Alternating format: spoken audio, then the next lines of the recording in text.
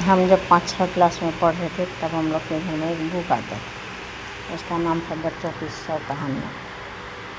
तो हम लोग उसको पढ़ते थे। उसमें एक कहानी था कि एक छोटी सी बच्ची थी, उसका माँ उसका जूं निकालती थी। जूं निकाल के जब वो नाखून पर मारती थी उसका नाखून लाल होता था, और बगल में एक नदी था, उसमें वो हाथ धो लेती थी। तो एक दिन वो बच्चा ध्यान से देखी कि नदी का पानी लाल हो गया, तो माँ को पूछी, माँ नदी का पानी लाल क्यों हुआ? तो उसकी माँ बताई, जूं चट पानी लाल।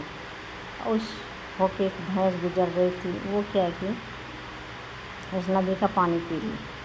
पानी पीने के बाद उसका सींग सड़ने लगा, तो सींग सड़ गया बेचारी का। वो जाके एक पेड़ के नीचे बैठी, उस पेड़ पर एक कौवा भी बैठा था।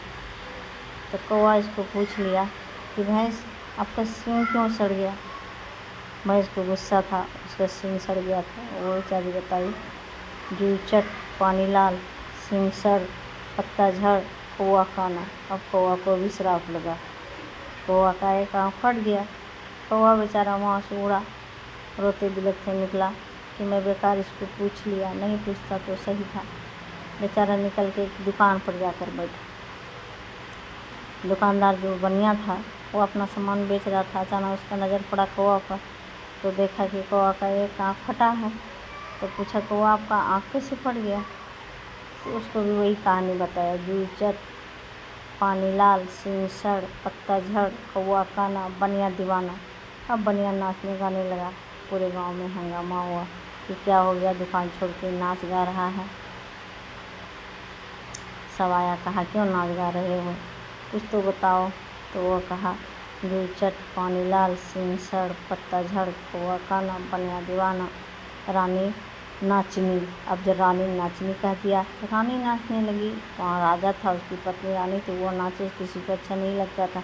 सब मिलके फिर गया राजा के पास कि उसको संभालिए।